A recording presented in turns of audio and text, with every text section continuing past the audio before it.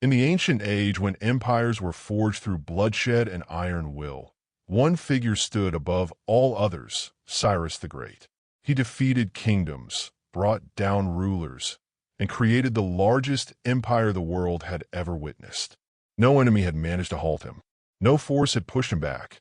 Yet on the distant eastern edge of his vast domain, beyond mighty rivers and endless plains, someone awaited him, a woman, a queen, a mother, carrying a warning for the man who claimed to be the king of kings. "Come for my people," she declared, "and I will give you all the blood you could ever desire." Her name was Tomyris, and she fulfilled every word of that promise.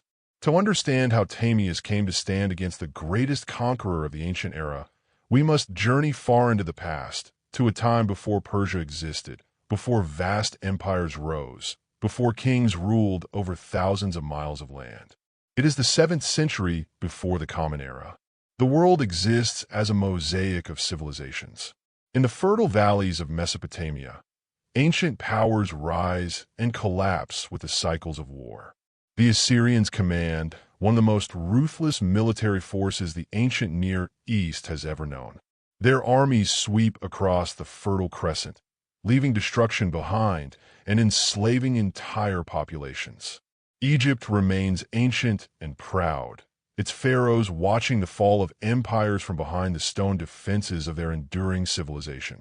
In the Aegean region, Greek city-states are beginning to awaken, and their thinkers are asking questions that will resonate for generations. Yet it is in the highlands of what we now call Iran, the vast plateau between the Zagros Mountains and the eastern deserts, that the beginnings of this story take root. Here, among hills and river valleys, a people known as the Medes have established a growing kingdom. They're strong, adaptable, and ambitious. Among those under their control is a tribe that calls itself the Parsa, later known to history as the Persians. At this stage, the Persians are not yet an empire.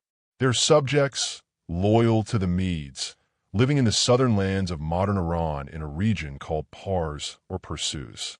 They are organized into tribes led by a ruling family known as the Achaemenids, named, according to tradition, after an ancestor called Achaemenes.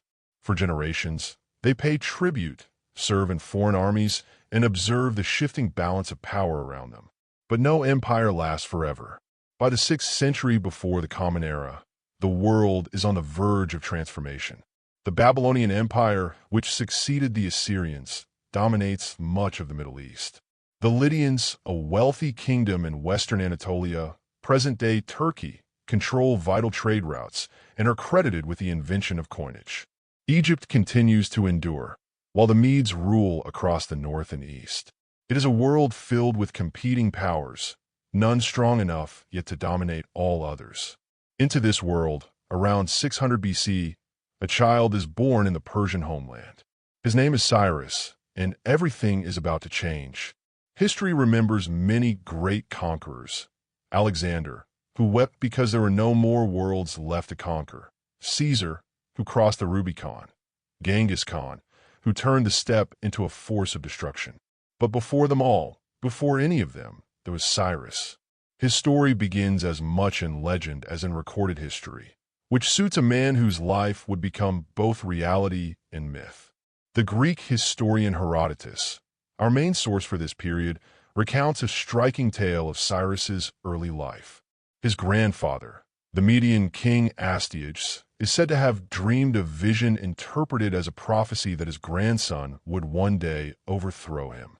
Fearful of this fate, Astyages ordered that the infant Cyrus be taken away and killed. But, as in many such stories, destiny intervened. The man assigned to carry out the task could not bring himself to do it. Instead, the child was secretly given to a shepherd and his wife, who raised him in obscurity. Growing up among ordinary people, Cyrus learned the rhythms of simple life, the patience of a herdsman, and the practical wisdom of those close to the land. Whether or not this tale is entirely true, it reveals something essential about Cyrus. He was not shaped solely within palace walls. He understood people of all kinds in a way that many rulers never could. When Cyrus eventually rose to claim his rightful place, He acted with remarkable speed and determination. Around 550 BC, he led a revolt against his Median rulers. Yet what set Cyrus apart from the beginning was his approach. He did not merely defeat the Medes, he absorbed them into his growing empire. He allowed their nobles to retain positions of status, preserved their administrative systems, and respected their culture within his expanding rule. This was not mercy that came from weakness. It was brilliance shaped by a powerful strategic vision. Cyrus understood something that many conquerors fail to realize. Winning battles is far easier than ruling over people. To maintain an empire, you must make those you conquer feel that they belong to something greater, rather than being merely oppressed by it.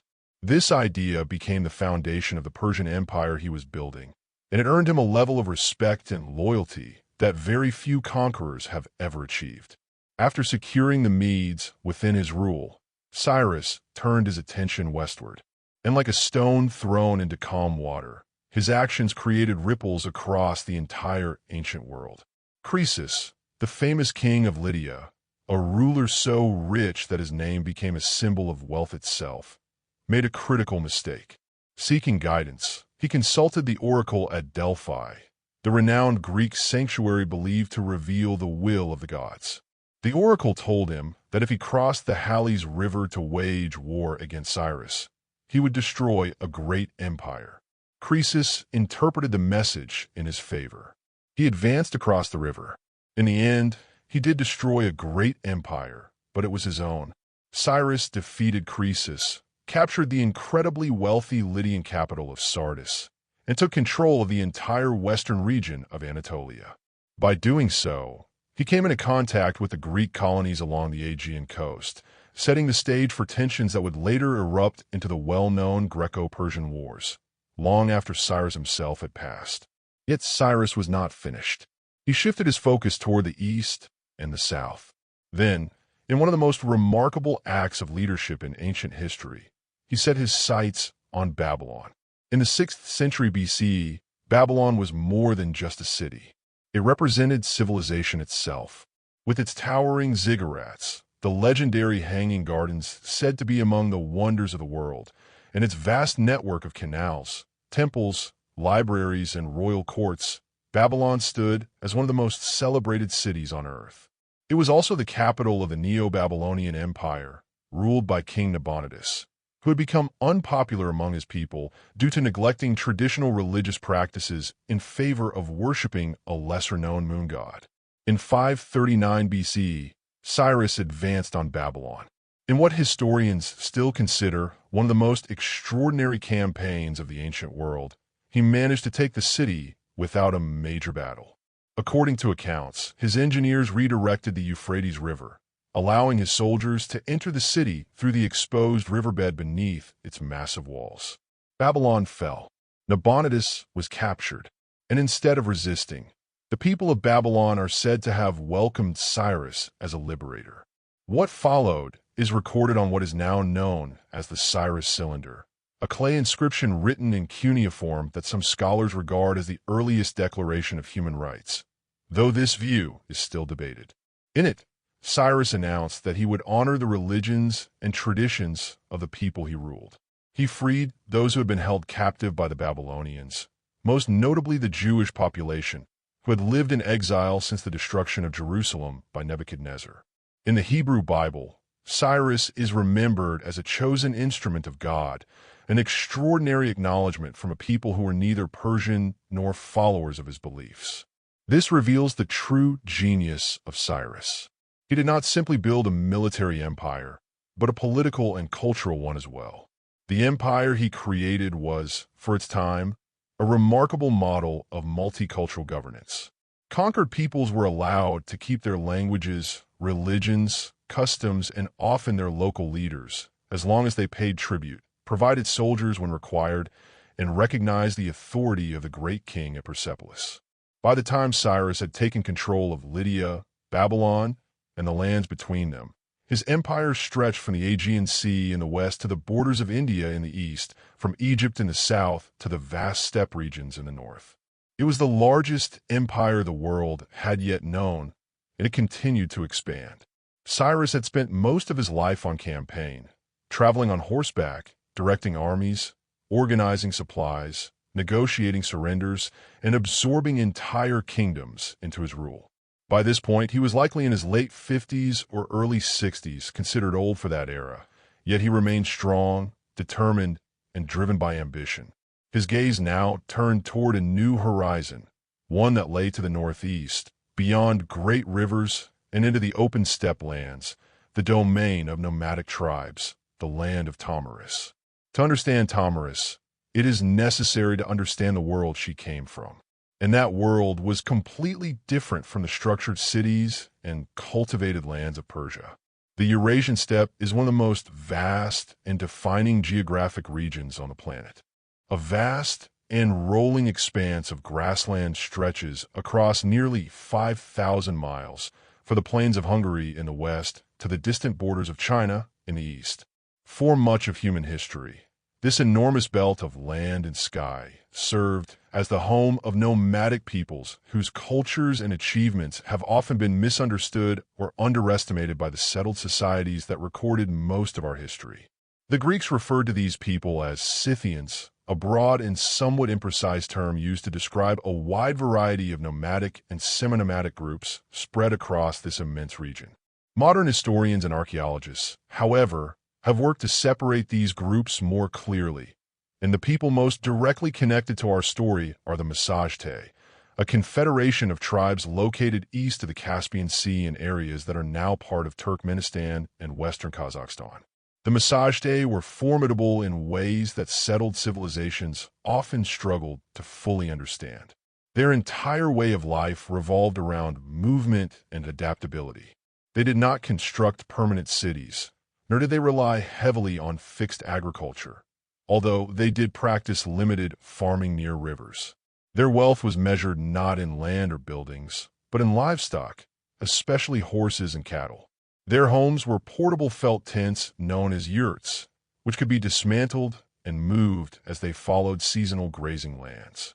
Children in this society were raised on horseback, learning to ride at an early age, often before they were fully comfortable walking on the ground. This constant mobility was not a sign of weakness or poverty. It was a source of strength. An army that lives and moves on horseback does not depend on long supply chains or fixed fortifications. It can move quickly, strike unexpectedly, retreat when necessary, and vanish into the vastness of the landscape, only to return far away from where it was last seen. In military terms, the steppe nomads were among the most flexible and unpredictable fighters in the ancient world. Any settled empire that attempted to invade the steppe using traditional tactics learned this lesson at great cost. According to Herodotus, the Massagetæ worshipped the sun above all other gods, offering sacrifices of horses, considered the swiftest of animals, to honor what they saw as the swiftest deity. Their diet consisted of meat from their livestock, fish from nearby rivers, and horses, which were considered both valuable and sacred. They also consumed a fermented drink made from mare's milk, known in later cultures such as the Mongols as kumis, which provided sustenance during long campaigns across the open grasslands. In battle, they relied heavily on composite bows, carefully crafted from layers of wood, bone, and sinew, capable of delivering powerful and accurate shots even while riding at full speed. Their arrows were often tipped with bronze, and in close combat, they wielded swords and axes that were both practical and deadly. Perhaps most importantly, they possessed an intimate knowledge of their environment, a connection to the land that only comes from generations of living entirely within it. Herodotus also records another detail that is essential to understanding Tomyris. Among the Massagetæ, the role of women was markedly different from what a Greek observer would have considered normal. Greek society was strongly patriarchal, with women largely restricted to domestic roles and excluded from politics and public life. The steppe societies, however, operated under very different norms. Women rode horses, hunted game, and took part in warfare. As the story of Tomyris clearly shows, women could also lead. This was not entirely unusual among nomadic cultures of the steppe. The Greek legends of the Amazons, warrior women who fought and ruled, were likely inspired by real encounters with these societies, where women held significantly greater authority and independence than in Greece. Archaeological discoveries across the steppe have supported this view, uncovering burial sites of women buried with weapons, riding equipment, and honors typically reserved for warriors. In many ways, the steppe represented a harsher but more balanced world compared to the rigid hierarchies of settled civilizations. It was into this environment that Tomyris was born. She grew up in a culture defined by movement, survival, and strength, learning to ride, to use the bow, to think strategically, and to lead. After the death of her husband, she rose to become queen of the Massagetæ. The exact details of her rise are unclear, as history often preserves the broad outlines of events while losing the finer personal details. What is known is that when Cyrus the Great turned his attention toward the northeast, it was Tomyris who stood before him, and she showed no fear. History has rarely treated figures like Tomyris with fairness or depth.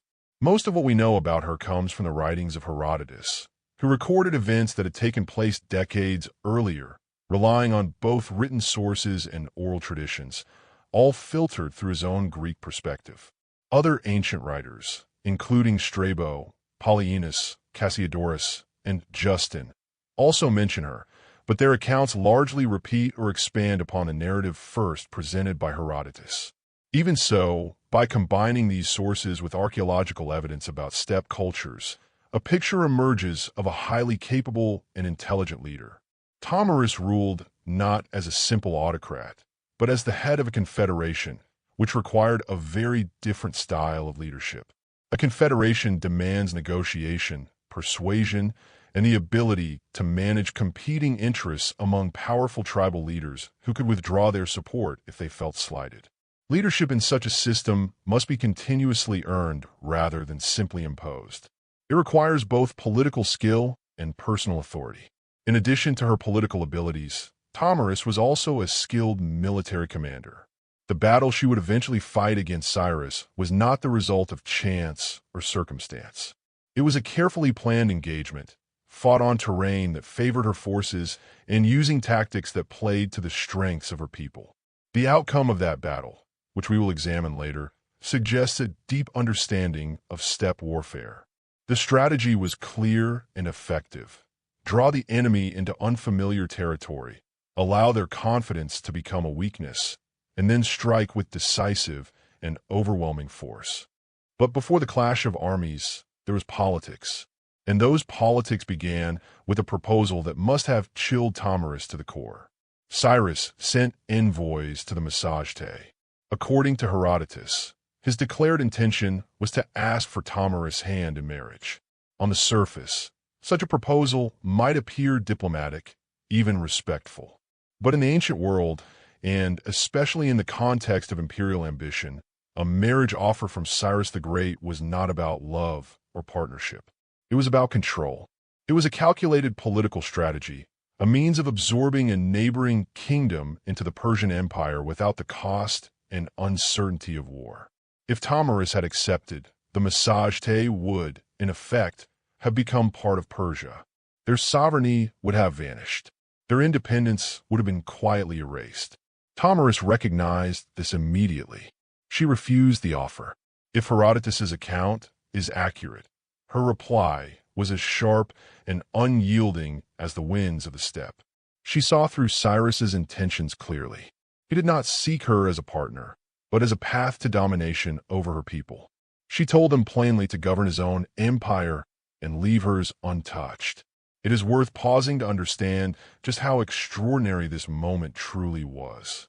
A nomadic queen, leading a confederation of steppe warriors and herders, rejecting the proposal of the man who had already conquered Lydia, Babylon, and vast portions of the known world. The boldness of such a refusal is difficult to fully comprehend. Yet Tomyris understood what was at stake.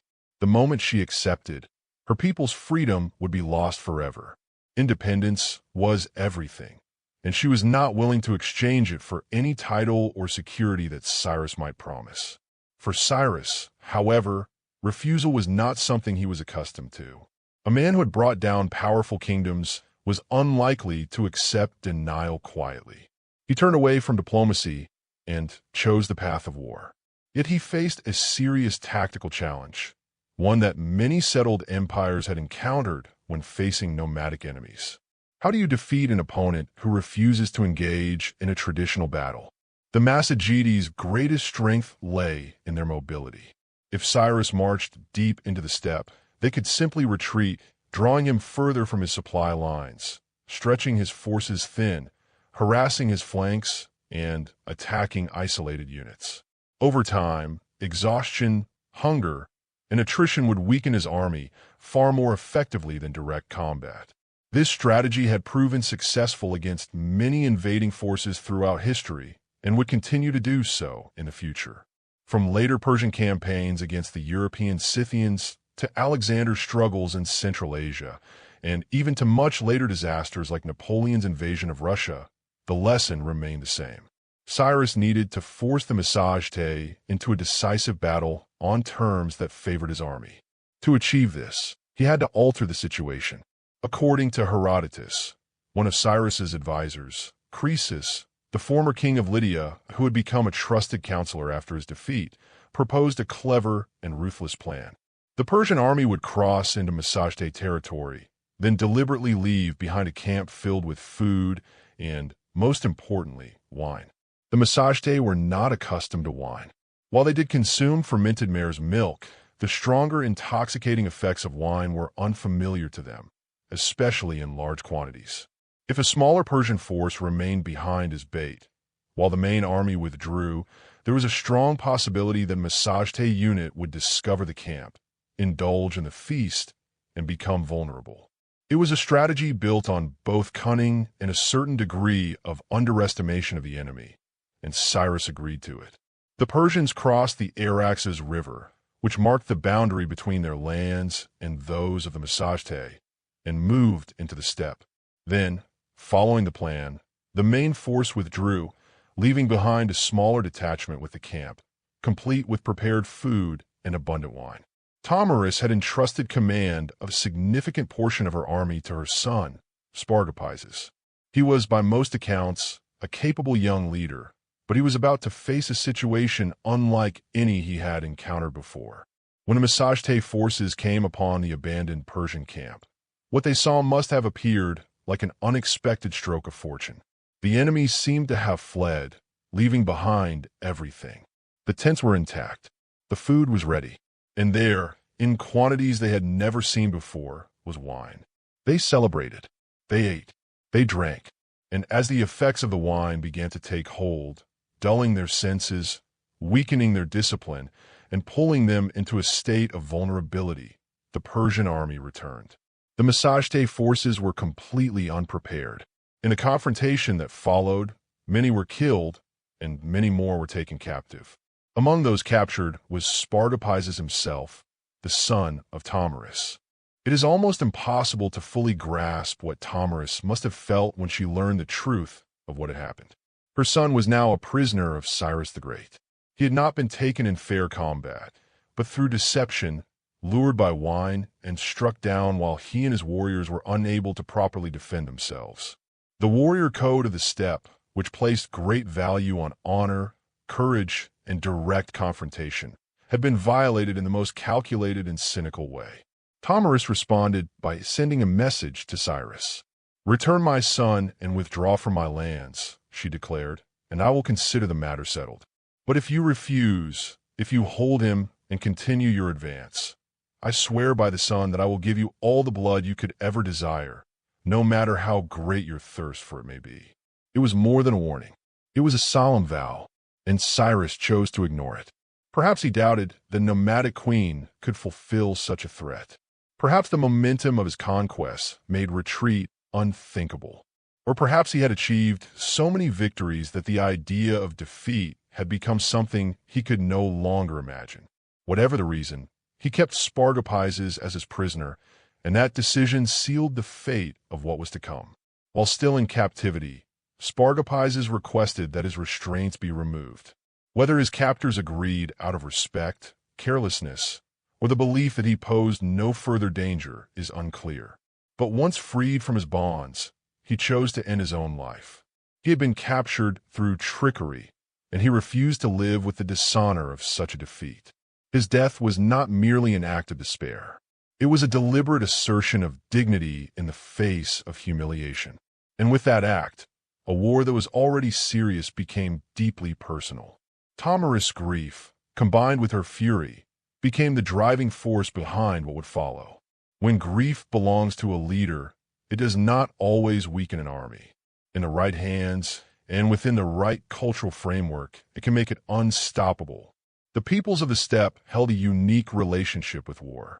For the Massagetæ, conflict was not just a matter of politics or economics. It was deeply tied to their identity, their beliefs, and their understanding of honor in life and death. They worshipped the sun as their highest deity, associating it with speed, power, and inevitability. The horses they sacrificed in its name were the swiftest creatures they possessed, and the value of a person's life was measured by their courage, their skill, and their adherence to the warrior code. Spartopyses had chosen death over dishonor, refusing to live as a captive taken by deceit. To the Massagetæ, this was not simply a tragedy. It was a declaration, and Tomyris, as their queen, was bound by every cultural and spiritual expectation to answer that declaration with justice. She began her preparations. Unlike the Persians, whose records were preserved in written documents, the steppe cultures left behind far fewer written accounts. Their traditions were carried through oral storytelling and lived experience rather than inscriptions on clay or parchment. Even so, the scale of what followed makes one thing clear. The force that Tomyris gathered was large, organized, and united by more than just the desire to defend territory. They were fighting for their fallen prince, for their honor, and for the principle that betrayal would not go unanswered on the open plains. Before the final confrontation, Tomyris sent one last message to Cyrus. She called upon him to meet her in open battle, to choose a field, and to face her as a warrior should, with full strength and without deception. It was a challenge rooted deeply in the traditions of steppe warfare, direct, personal, and guided by honor. For Cyrus, accepting this challenge meant entering a fight on ground that favored Tomyris and her people. For Tomyris, issuing it was both a strategic decision and a moral necessity. The deceit had come from the Persian side. The response would come from the Massagetæ, open, relentless, and decisive. Cyrus accepted the challenge. The two armies moved toward one another, meeting deep within the steppe, far from the structured roads and supply lines that supported Persian campaigns. Out on the endless grasslands, beneath the wide and open sky that the Massagetæ called home, the most significant battle of Cyrus's life was about to begin. Herodotus later described this clash as the most brutal conflict ever fought between non-Greek forces. He outlined the battle in two main stages. First came the exchange of arrows, as both sides unleashed volleys at one another from a distance. Then, when their arrows were exhausted, the fighting closed into brutal hand-to-hand combat, with spears, swords, and daggers. According to his account, the struggle was long, intense, and fought with relentless ferocity. Let us attempt to reconstruct how this battle may have unfolded.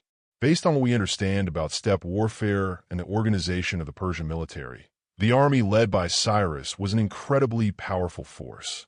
At its heart stood the Immortals, an elite infantry unit of 10,000 soldiers, known by this name because their number was always kept constant. Whenever one fell, another immediately took his place, creating the impression that the unit never diminished. Beyond them were thousands of additional infantry drawn from across the empire, along with cavalry units from Persia and its subject territories, and skilled archers capable of unleashing volleys so dense they could darken the sky. The Persians also possessed advanced logistical systems, engineering knowledge, and years of battlefield experience gained from campaigns across many different environments. But the Massagetæ held an advantage that no empire could replicate. They had the steppe itself. They had unmatched mobility through their mastery of horses, and they carried a level of fury and purpose that no organized system alone could create. Warfare on the steppe typically began with archery. Mounted archers would engage in rapid exchanges, a defining feature of nomadic combat. The composite bows used by the Massagetæ were highly effective weapons, capable of piercing armor at considerable distances, fired with speed and precision by riders trained from childhood. Such exchanges could be devastating, as countless arrows filled the space between the two armies. Once the arrows were spent, once quivers emptied and the sky cleared, the battle shifted into something far more brutal. Combat became close and chaotic, with warriors on horseback clashing using spears, swords, and daggers. The Persian infantry, heavily armored and disciplined, would have attempted to maintain their formations, while the Massagetæ, faster and more flexible, searched for weaknesses, striking where the enemy was most vulnerable and using the terrain to their advantage. According to Herodotus, the outcome was disastrous for the Persians.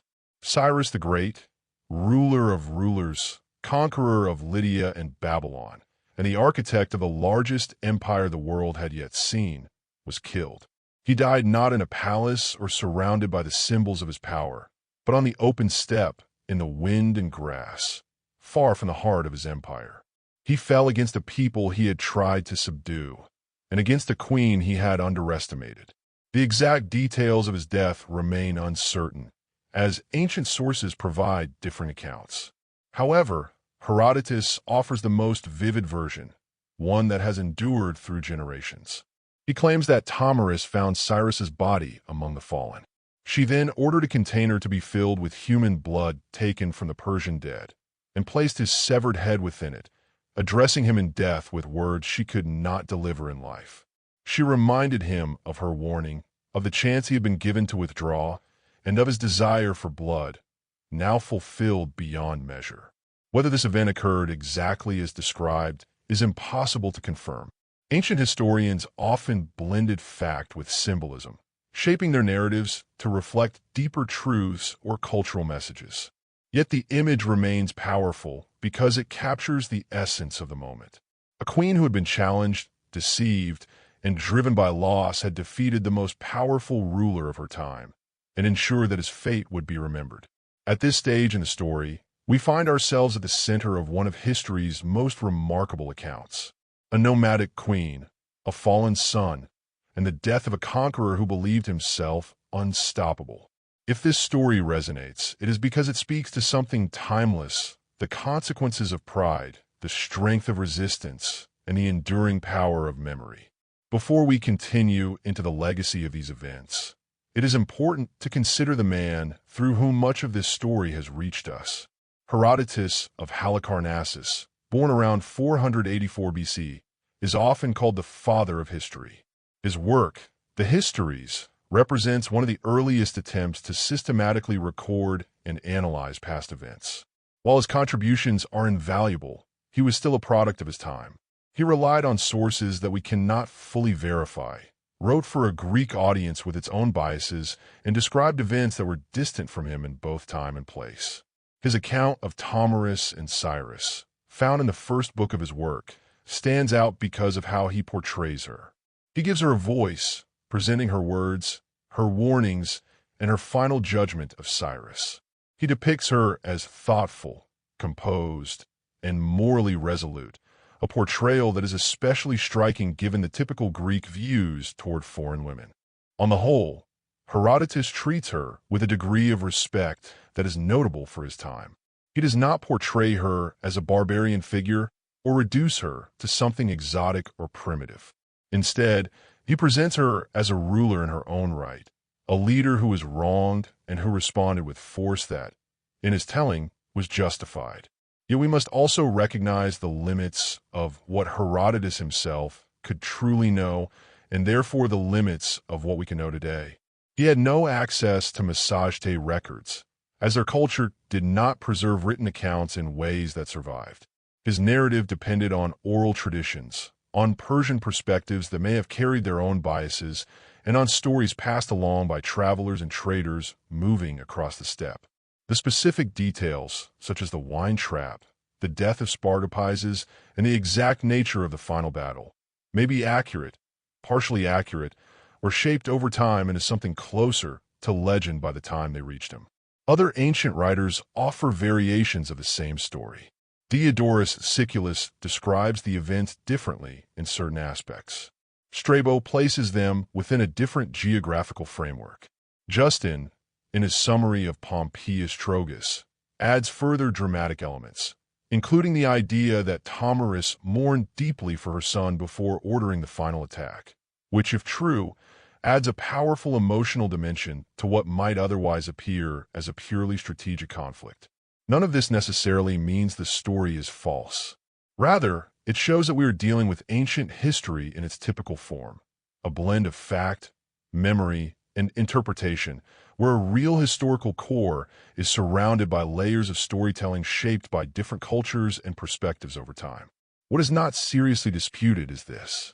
Cyrus the Great died during his campaign against the Massagetæ around 530 BC. He was defeated, and he did not return from the steppe. The people most closely connected with that defeat were the Massagetæ, led by a queen. The broad outline that Tomyris led her people against Cyrus and that he died in that confrontation is as well supported as most events from the 6th century BC. The finer details may contain elements of legend, but the central truth remains firmly grounded. The death of Cyrus sent a shock through the Persian Empire. He had been its founder, its architect, and the living symbol of its power and identity. He had expanded its borders beyond anything previously imagined and established the administrative systems that would allow it to endure for generations. Yet he died suddenly and violently, far from the heart of his empire, at the hands of a people his successors would now have to confront. Power then passed to his son, Cambyses II. Cambyses proved capable as a military leader and went on to conquer Egypt, pushing the empire to even greater territorial extent. However, he lacked his father's unique ability to win the loyalty of conquered peoples. He did not possess the same political insight that had allowed Cyrus to inspire both fear and respect. His reign was marked by instability, and his death came under unclear and disputed circumstances, leaving the empire open to a struggle for control. Ultimately, a noble named Darius rose to power through a combination of strategy and force, though the exact details of his rise remain debated.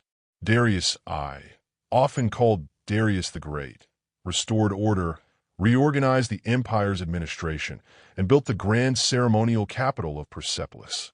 He also attempted campaigns beyond the empire's established borders, including against the Scythians north of the Black Sea. But like Cyrus before him, he found that nomadic forces could not be easily defeated. His later invasion of Greece ended in defeat at the Battle of Marathon in 490 BC.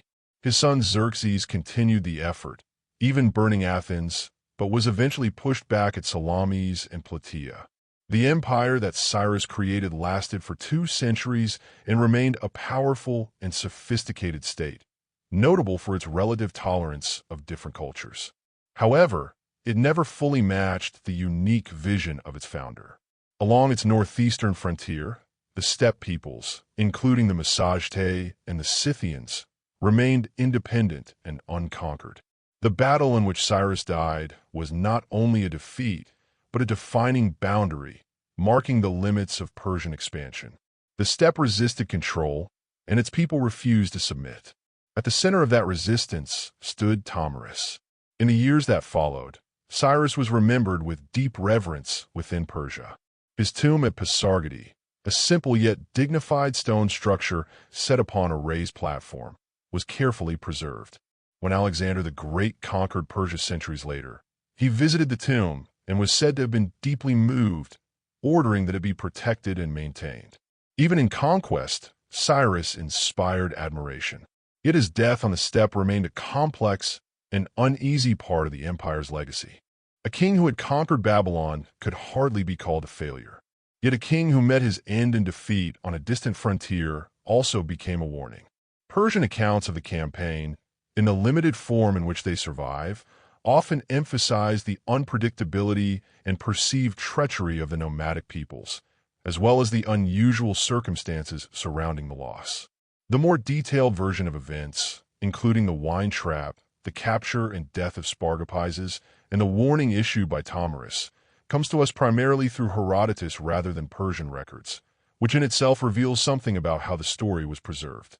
The narrative of Tomyris raises questions that extend far beyond the 6th century BC and the specific conflict between Persia and the Massagetæ. It invites us to consider how gender and power were understood in the ancient world, and how historical traditions have sometimes overlooked or diminished the roles of women who led. For a long time in Western scholarship, figures like Tomyris occupied an uncertain place. She was acknowledged in historical texts and remembered across centuries, yet her identity as both a woman and a nomadic ruler often placed her at the margins of serious analysis. She was treated as an interesting anecdote, perhaps even a curiosity, rather than as a significant political and military leader whose decisions shaped real historical outcomes. In recent decades, however, this perspective has shifted. Archaeological discoveries across the Eurasian steppe have dramatically expanded our understanding of nomadic societies and the roles women played within them. The Pazyryk burials, found in the Altai Mountains of Siberia and preserved in permafrost, have provided remarkable evidence of high-status women interred with weapons, elaborate ornaments, horses, and the full equipment associated with warriors and leaders. Similar discoveries have been made across a wide geographic range, from the Pontic steppe north of the Black Sea to regions near the borders of China. These findings confirm that warrior women were not simply mythical constructs. They were real individuals living in cultures where power was not restricted by gender in the same way it was in many settled societies, particularly those of Greece and Persia. In this context, Tomyris is not an exception, but a reflection of a broader cultural reality.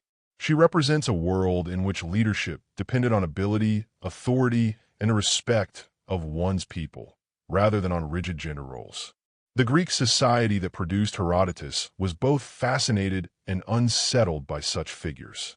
The legends of the Amazons, women warriors who fought like men and established their own societies, likely drew inspiration from encounters with steppe cultures, but they also reflected deeper anxieties within Greek thought about the nature of female power. Tomyris, however, existed not as myth, but as reality. She did not need legend to define her. She commanded armies and acted with a purpose that is universally understood across cultures and time. She was a mother seeking justice for her son, a ruler defending her people, and a leader refusing to submit to a power that claimed dominance simply because it possessed greater scale. Her story did not end with the death of Cyrus on the steppe. It continued to spread, evolving and taking on new meanings as it passed through different cultures and eras. In the ancient world, her name appeared in multiple sources, including Strabo, Polyaenus, and Diodorus Siculus, all of whom preserve variations of the same central narrative. The essential elements remain consistent: the queen, the proposal, the deception, the loss of her son, the battle, and the death of Cyrus. Over time, interpretations shifted, but the core endured. In the medieval Islamic world, Tomyris was remembered as a powerful warrior queen. Her story even found its way into Persian literary traditions, which is notable given her role in the death of the empire's founder. In Renaissance Europe, she became a symbol of strength and virtue during a period when scholars revisited classical history for inspiration. Giovanni Boccaccio included her in his work on famous women, placing her alongside figures such as Cleopatra. Artists were drawn to her story as well. Peter Paul Rubens depicted the dramatic moment of her triumph over Cyrus, while Lucas Cranach the Elder and Andrea del Castagno also portrayed her. The image of a queen holding the severed head of a powerful king carried a striking visual and symbolic force that could not be ignored. As a result, she appeared not only in art, but also in plays, poetry, and historical writings, ensuring that her story continued to be remembered across generations. Each culture reshaped her story in its own way. For writers of the Renaissance who were concerned about the dangers of absolute monarchy, she became a warning against unchecked power. For those exploring questions of gender and authority, She stood as proof that women were just as capable of leadership as men, perhaps even more effective when driven by a just cause. For nationalist movements and resistance struggles throughout history, she represented the image of a smaller nation standing firm against a vast empire, a free people refusing to surrender their independence. In the modern era, the nations of Central Asia have embraced Tomyris as a foundational figure in their historical identity. Uzbekistan, Kazakhstan, and Turkmenistan, the regions where her story is believed to have taken place, have all created cultural and artistic representations of her in the period following the collapse of the Soviet Union. She appears on postage stamps, in films, and in national museums. The 2019 Kazakh film Tomyris portrays her as a fully developed historical figure, complex and human, presented with a depth that earlier portrayals often lacked. There is something especially appropriate about this shift. For much of recorded history, Tomyris' story was told by outsiders, by Greek historians, Roman writers, and later European artists and scholars who interpreted her through their own cultural perspectives.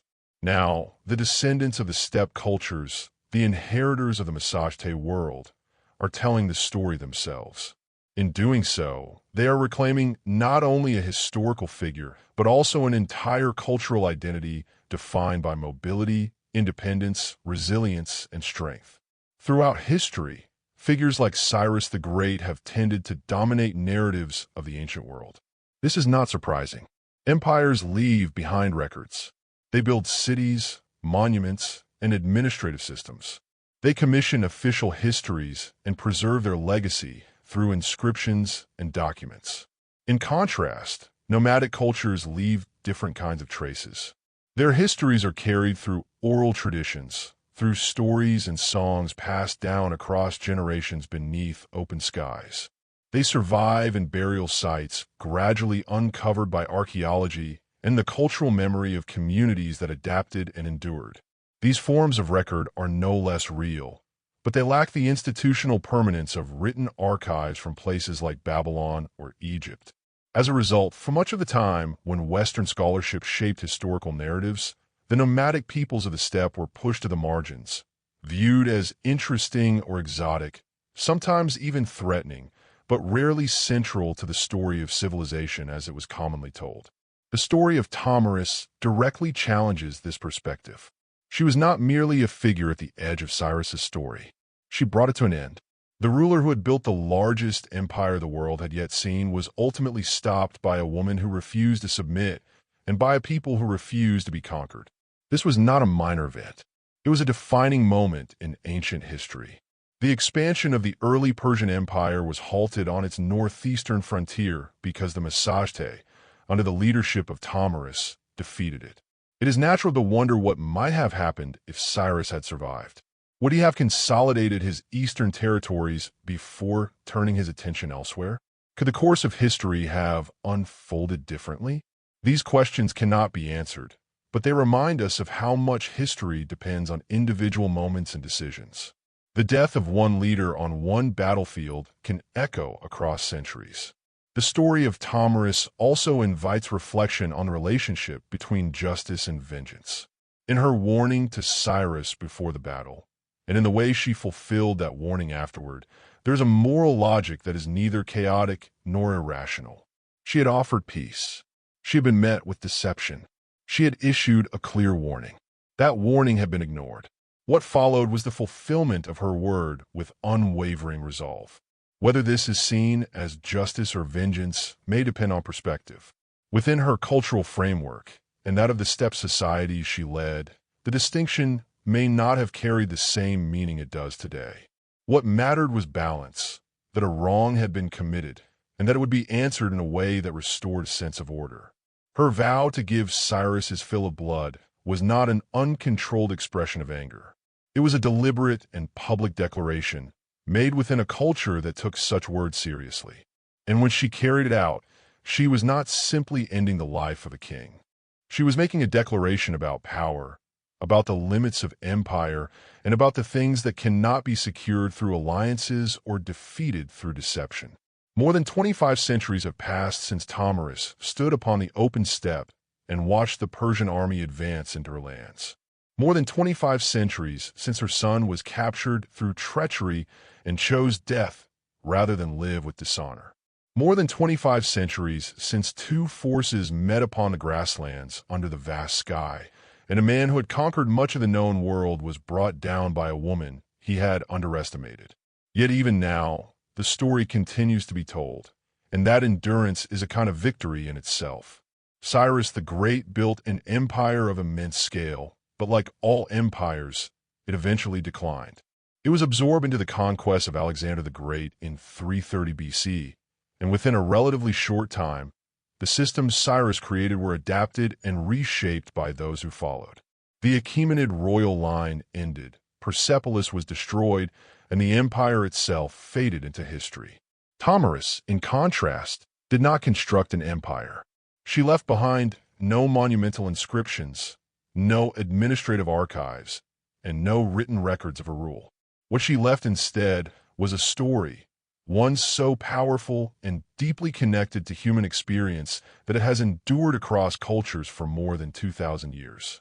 Her memory lived on among the steppe peoples who shared her world, carried forward through oral traditions, songs, and stories passed from generation to generation.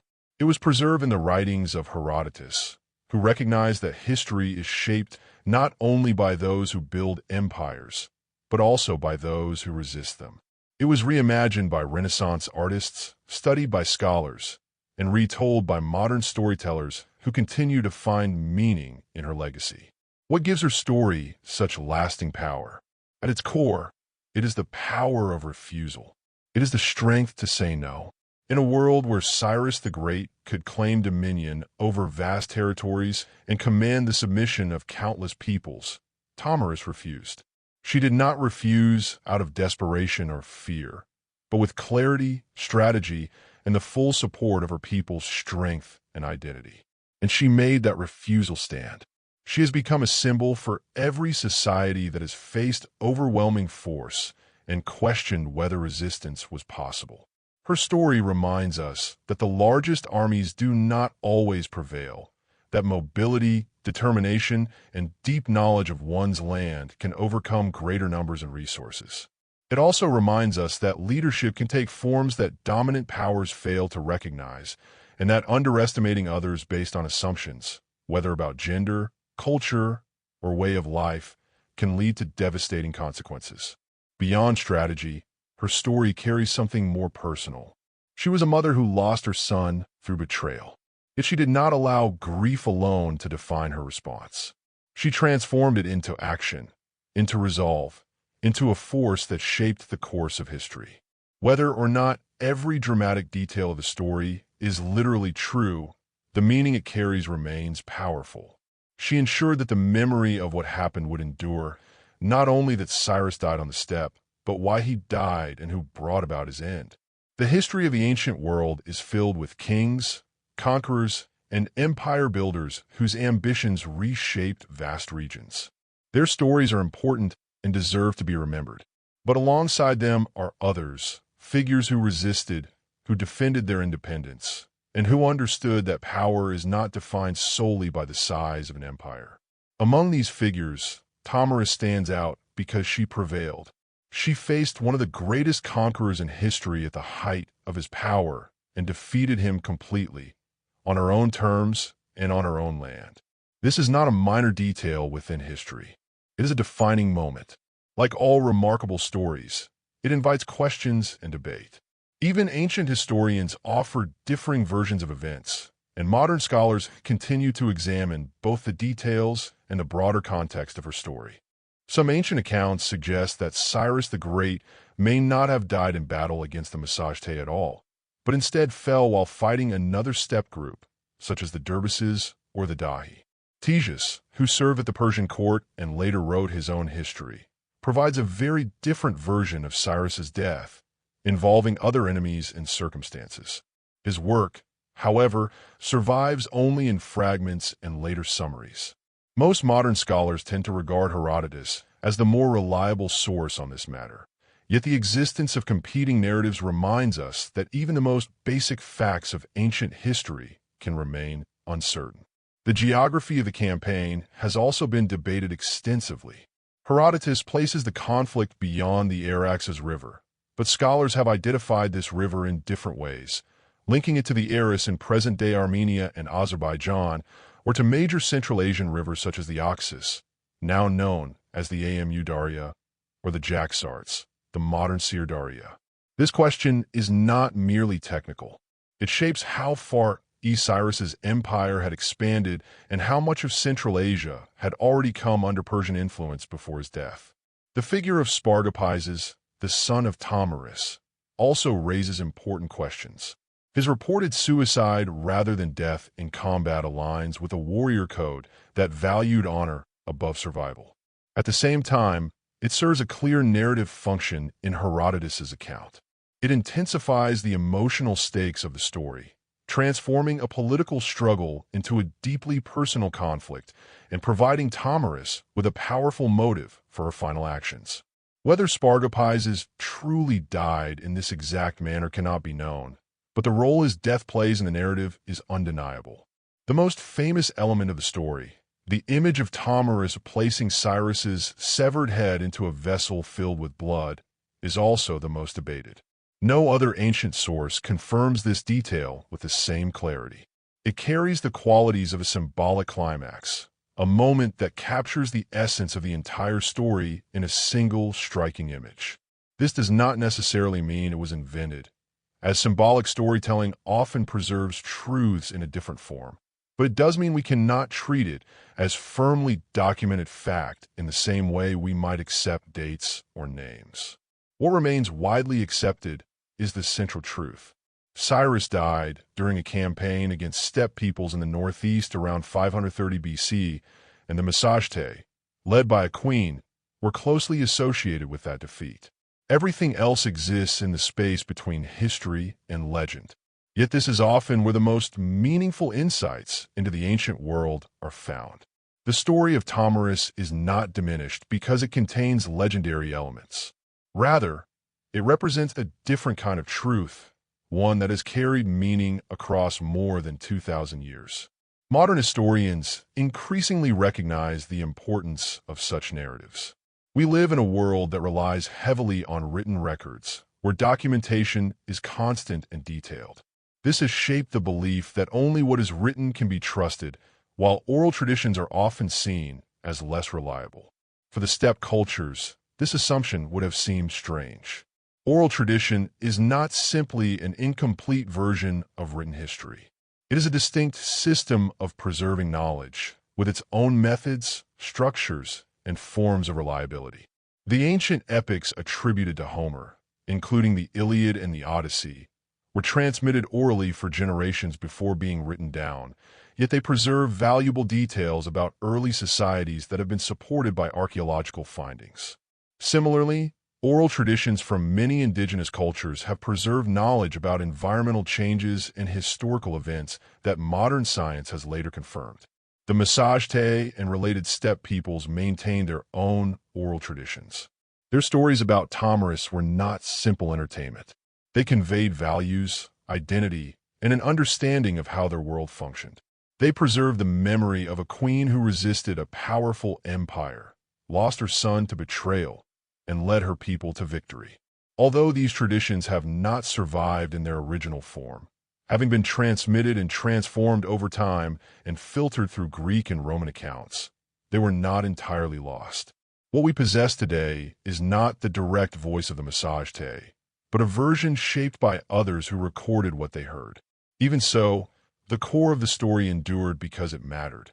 It survived because it carried meaning across generations, refusing to disappear from human memory. Tomyris lived because she mattered.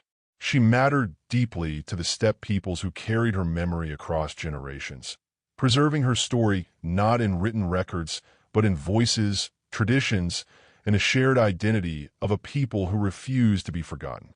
She mattered to Herodotus, who recognized in her story something profound about the limits of power and the unpredictable nature of history. And she still matters to us today, more than 25 centuries later, because the questions her story raises are questions humanity has never fully answered. What are the limits of empire? What responsibility does a mother have toward her child? What duty does a ruler owe to her people? When does resistance stop being optional and become necessary? When a most powerful force in the world comes for you, what do? Tomyris' answer was clear and unwavering. She prepared. She warned. She resisted. She fought. She won. And perhaps most importantly, she made sure that the world would remember what happened. There's a version of history in which Cyrus the Great is the entire story. In that version, his conquests, his policies of tolerance, his administrative genius, and his liberation of subject peoples define the full arc of the 6th century BCE. The Persian Empire becomes the central lens through which the ancient world is understood, and everything beyond it is reduced to context or background.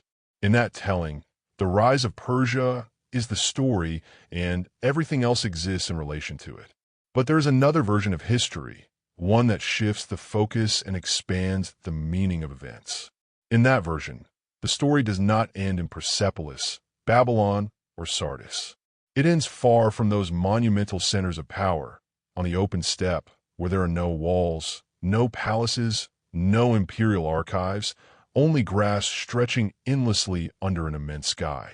It ends where Tomyris stood, not supported by marble columns or vast wealth, but grounded in something older and, in many ways, more enduring. She stood with the loyalty of her people behind her, with the memory of her son driving her forward, and with an absolute refusal to become what someone else's empire demanded she should be. Cyrus the Great built something extraordinary. There is no denying that. The Achaemenid Persian Empire was, for its time, one of the most remarkable political achievements in human history. It was multicultural, administratively sophisticated, and relatively tolerant compared to many of its contemporaries. Its influence shaped governance, culture, and political organization for centuries afterward. Cyrus himself earned the title history has given him. He was great, and yet he was defeated completely and permanently by Tomyris. That is the full story, not a story that belongs solely to Cyrus, and not one that belongs solely to Tomyris, but one in which both truths exist at the same time. It is a story where greatness and defeat coexist, where the most powerful empire of its age was stopped by a nomadic queen who had nothing to surrender and everything to defend. This is the story that has traveled across more than 2.5 millennia to reach us. It has survived in the writings of Herodotus, in the dramatic works of artists like Peter Paul Rubens, in the oral traditions of steppe cultures whose names are no longer recorded, and in the collective memory of societies that endured even when empires rose and fell around them. It has endured because it carries something deeper than simple historical fact. It speaks to universal human experiences, to power and resistance, to loss and justice, to grief and determination. These are themes that do not belong to any single era. They are as relevant today as they were on the day the armies met on the steppe and the course of history changed. Tomyris of the Massagetes, queen, commander, and mother, stands as a symbol of all those who refuse to yield. She represents the power of saying no in a world where saying yes might have been easier, safer, or more expected. Her refusal was not born from desperation or blind defiance. It was calculated, strategic, and rooted in a deep understanding of what was at stake. She knew that accepting Cyrus's offer would mean the end of her people's independence. She knew that submission, even if disguised as alliance, would ultimately lead to absorption. And so she chose resistance, not because it was easy, but because it was necessary. She chose to fight not just for survival, but for identity, for autonomy, and for the right to exist on her own terms. Her story reminds us that the largest armies do not always win. That mobility, determination, and knowledge of one's own land can overcome superior numbers and resources. It reminds us that leadership is not defined by gender, status, or expectation, but by action, by decision, and by the willingness to stand firm when everything is at risk. It also reminds us of something deeply human. Tomyris was not only a ruler, she was a mother. She loved her son, and when he was taken from her through treachery, she did not allow her grief to destroy her. Instead, she transformed it into purpose, into strength, into something that would move armies and alter the course of history. Whether every detail of her story is literally true is, in some ways, beside the point. What matters is the truth it conveys.